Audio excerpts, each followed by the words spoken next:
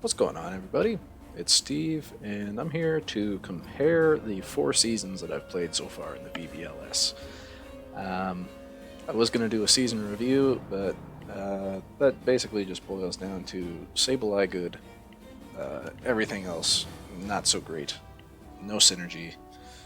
Um, Finny is better off just being a Primarina for anyone who wants a Water Fairy type, and I needed more power and more speed control for it to be any good.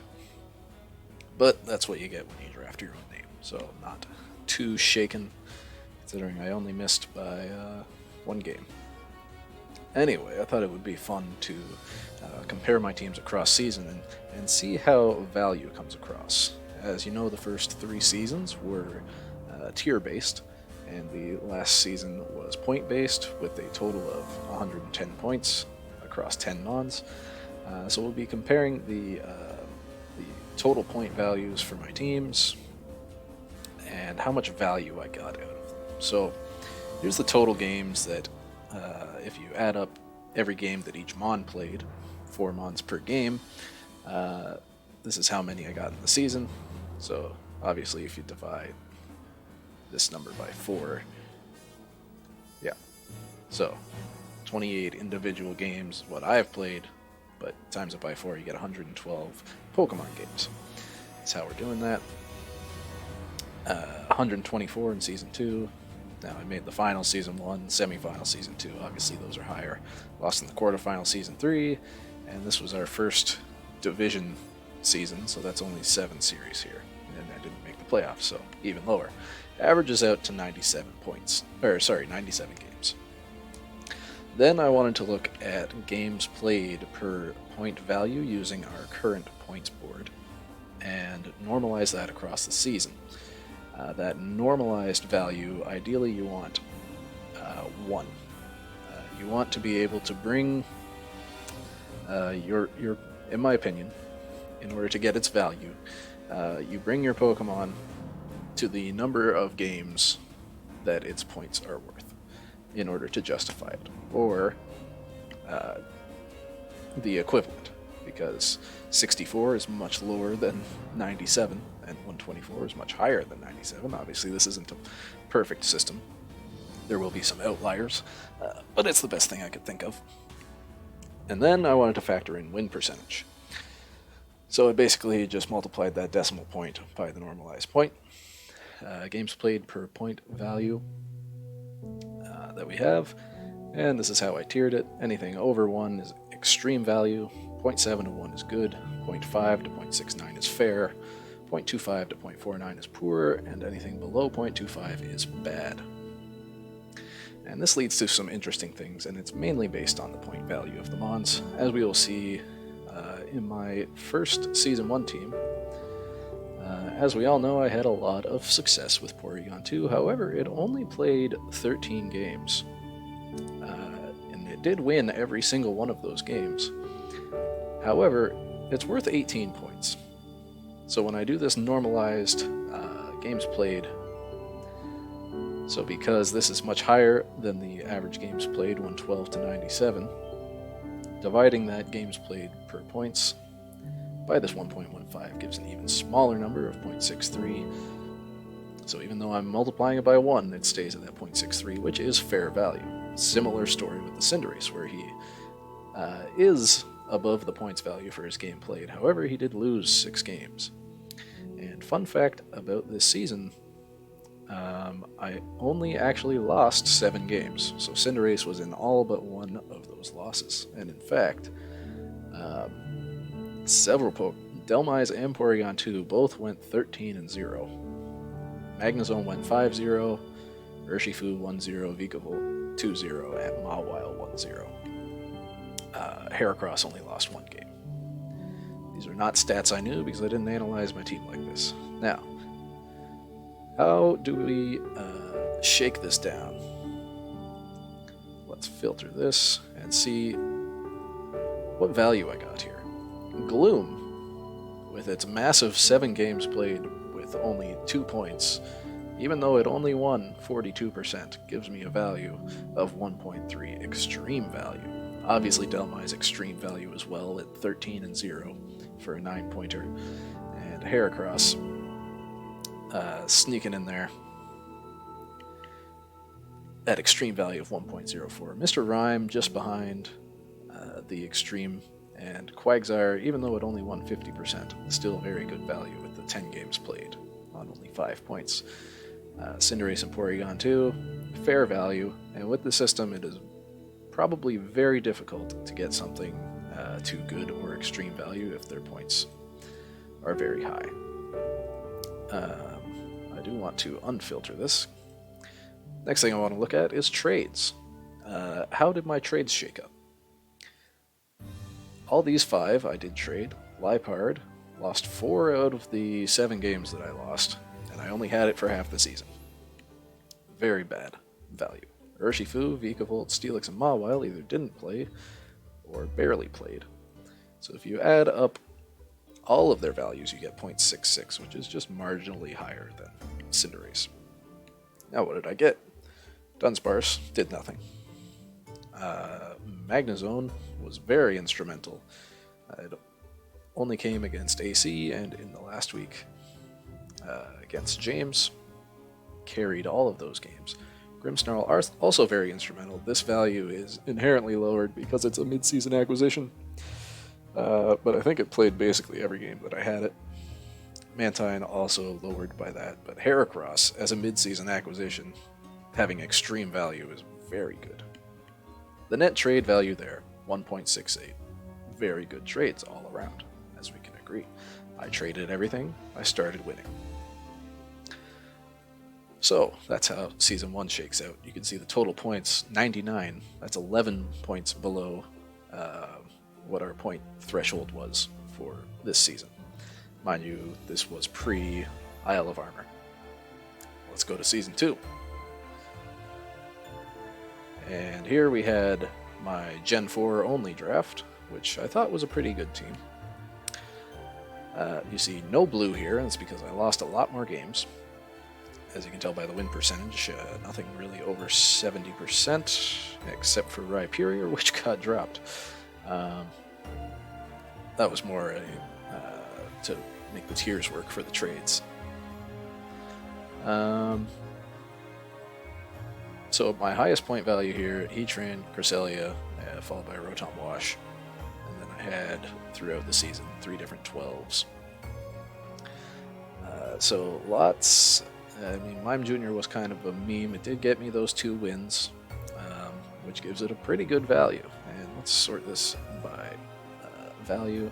I do see Mime Jr. and Cresselia. Cresselia getting the good value with the 15-point value and a 64% win rate. Dusknoir, which was a postseason acquisition, or sorry, mid-season acquisition, also getting that fair value at 0.61. And other fair values, Tangrowth, Drapion, Munchlax. We all know Munchlax did a lot. And then almost close to fair, Abomasnow. And then a bunch of poor value, Rhyperior, Mamoswine, Heatran, Krogunk. I did have trouble using Heatran in this max format. Other people are just not good at using fire types, I'm going to be honest. Cinderace doesn't count. Cinderace is not a fire type. And I need to unfilter that. And then bad value, Riolu, Rotom Wash with that whopping 3-8 record. Brutal. Gastrodon basically didn't play. Rotom didn't play. And yeah, so I did drop Rotom, Riolu, Gastrodon, Rhyperior, picked up Mamo, Rotom, Dusknoir, and Krogunk. Krogunk's only high because he came in 4 games and won 1 of them. So the normalized gameplay is high, even though this is low. Still just squeaks in over the bad value. But Dusknoir was the main acquisition here that was good. I think looking at this, you can tell that dropping Rhyperior, technically it was a Rhyperior from Mamoswine. However, Rotom Wash was the tier 1 there. So Rhyperior to Rotom Wash is not good. But Rhyperior to Mamoswine, which was the ground-to-ground trade, is basically a wash. Gives me a net positive on the trades for that season. And it did make me put me into the semis. Season 3. This will surprise nobody that watched any of my games.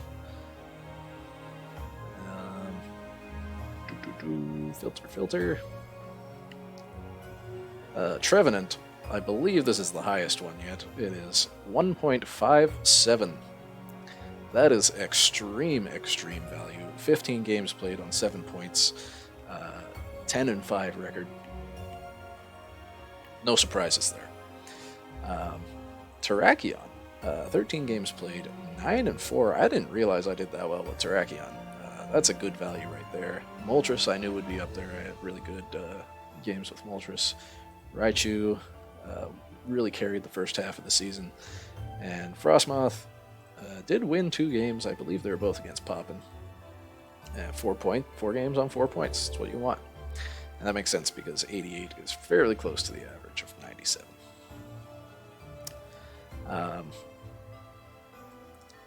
So there's the poor value Nihilego, Sandaconda, both mid-season acquisitions, so that artificially brings down their values.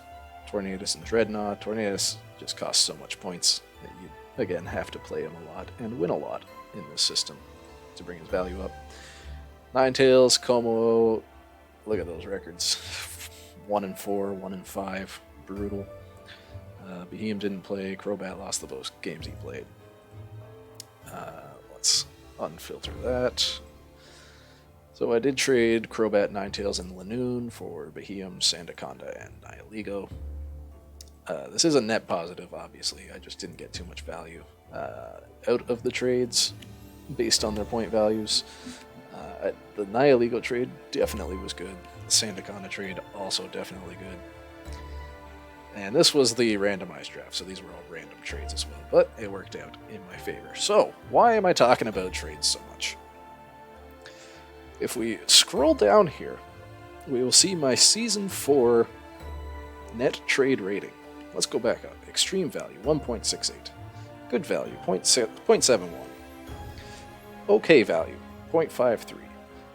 Any guesses on what the trade value is for my Season 4 trades?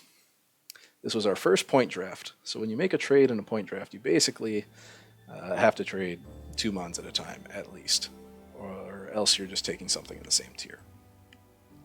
My trade value was negative 0.84.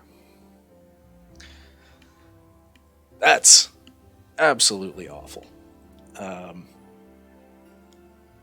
And this team is hilariously top-heavy. I have one good, Sableye at 0.88, which I agree with. Sableye was fantastic for me. Vigavolt, also fantastic for me, even though it only had the 50% win rate. Did a shitload of damage every time I needed to. Finny, below 50%. I did bring it a lot. And because the games are so low, it's getting higher, so I got fair value on Finny. I got fair value on Entei and Snorlax. And then poor value out of Uxie. Basically the only other one that's good. Exeggutor did technically come to 2 games, but did absolutely nothing in either game. He was just there because something died. So this 0.61 is basically a 0 because it didn't do anything. So my trades, I traded Exeggutor Gengar for Garchomp Emolga, and Machamp Nidorina for Nidoking, and Matang. All of my acquisitions did not win a game, so they go down to 0. In fact, outside of these 6 mons, Exeggutor and Gengar, I have 0 wins.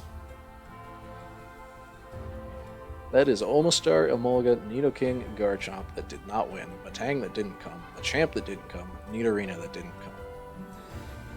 So that is... how many total mons is this? 15. That is... where's the count? 1, 2, 3, 4, 5, 6, 7. 7 out of 15. Almost 50% of my Pokemon I got 0 value from in this system. And that is clearly not how I like to play the game. way too top heavy of a team. 13, 10, 9, 7, 6. And then everything else is below 4. Gengar, I barely even got to use, and its points are so high. This team really struggled through the gimmick that I made. It didn't leave me open to options. None of these mons are terribly creative, except for Sableye, maybe Finny. Everything else, you know what they're doing for the most part. Gengar, I guess, is also a little bit creative. Basically, the only games I won were the games I had an exceptionally high team advantage. So, what to take out of this? Make good trades and try to get value out of every Pokemon, because when you're this top heavy, it's very hard to continue winning, in my opinion. Like, even having something in the orange range is fine. Even this is probably too top heavy for me. And then Season 2, this is like half of them floating around that 50% mark, which is really good. And Season 1, that's 6 mons in the good to extreme value range, which is not surprising, given the win percentage. Yeah, that would be my advice. Try to make everything work. Obviously, not everything can work, and sometimes, for some reason, you pick Nidorina and Metang. And Emolga. You know, better to have a lot of mid-tiers than a bunch of trash. Anyway, thanks for watching. Let me know what you think. If you have these stats of your own, try it out, see what you get in terms of your value, and let me know what you get. Who's your most value mon? Mine, unsurprisingly, is Trevenant. And thanks for watching. Peace.